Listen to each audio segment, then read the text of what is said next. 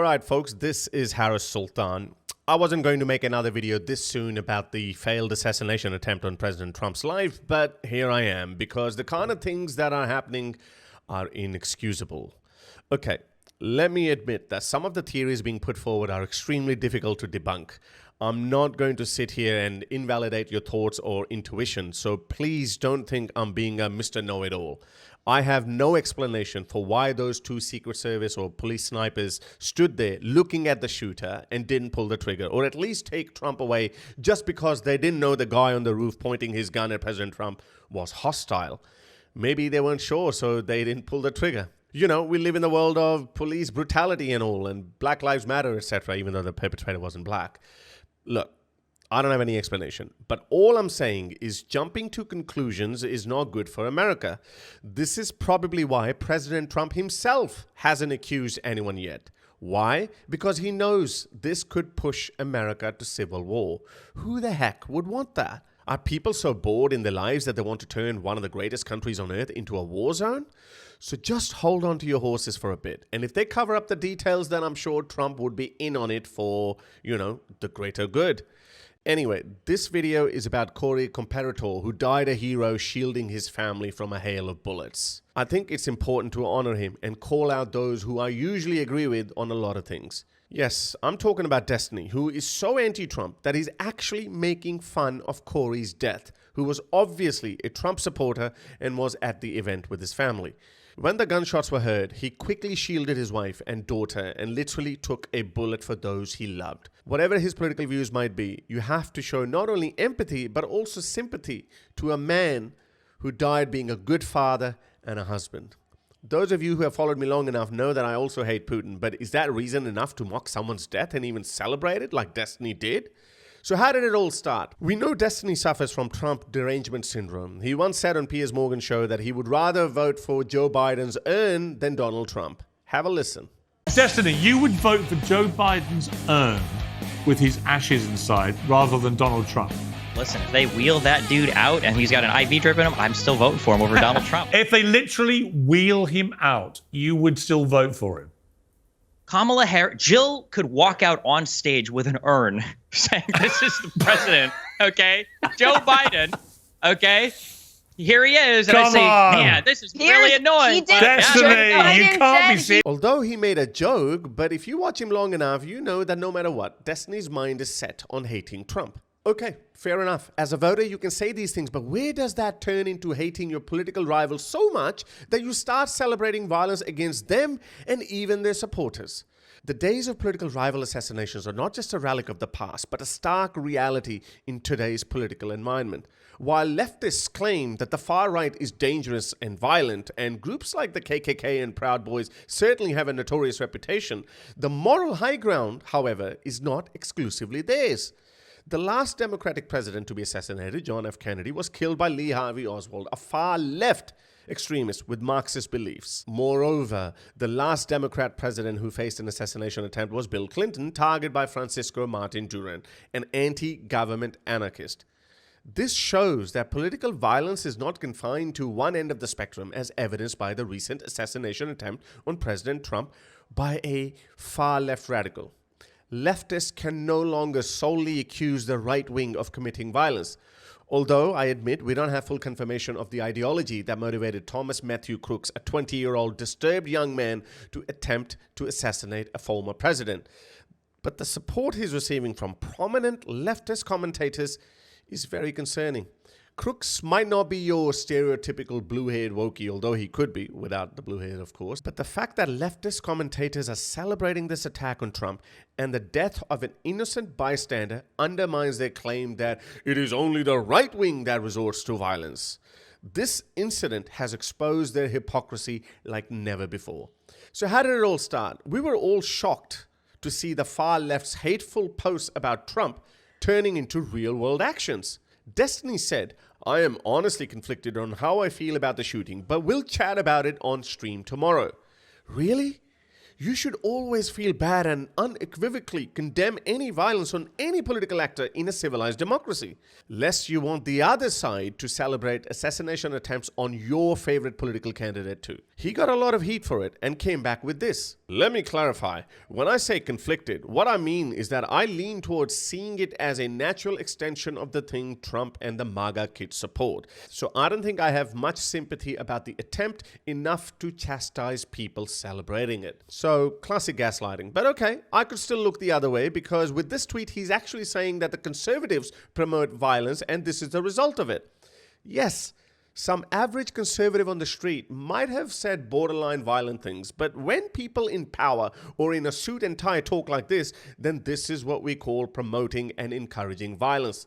Check out this video where not ordinary Democrats who are so civilized and never mix politics with violence, but seasoned Democrat politicians in a suit and tie turning up the heat and borderline encouraging people to commit violence. Check it out. I just don't even know why there aren't uprisings all over the country, and maybe there will be. People need to start taking to the streets. This is a dictator. You know, there needs to be unrest in the streets for as long as there's unrest in our lives. Enemies of the state. Show me where it says that protests are supposed to be polite and peaceful. Do something about your dad's immigration practices, you feckless. When they go low, we kick them. How do you resist the temptation to run up and wring her neck? The biggest terror threat in this country is white men, most of them radicalized up to the right. I thought he should have punched him in the face. I said, even if you lost, he insulted your wife. Yes. He came down the escalator and called Mexicans rapists and murderers. He said, well, what do you think I should have done? I said, I think you should have punched him in the face and then gotten out of the race. You would have been a hero. I'd like to punch him in the face. I said if we were in high school, I'd take him behind the gym and beat the hell out of him. Punch some people in the face! When was the last time an actor assassinated a president? They're still going to have to go out and put a bullet in Donald Trump, and that's a fact. Look as his character is stabbed to death. Where is John Wilkes Booth when you need him? I have thought an awful lot about blowing up the White House.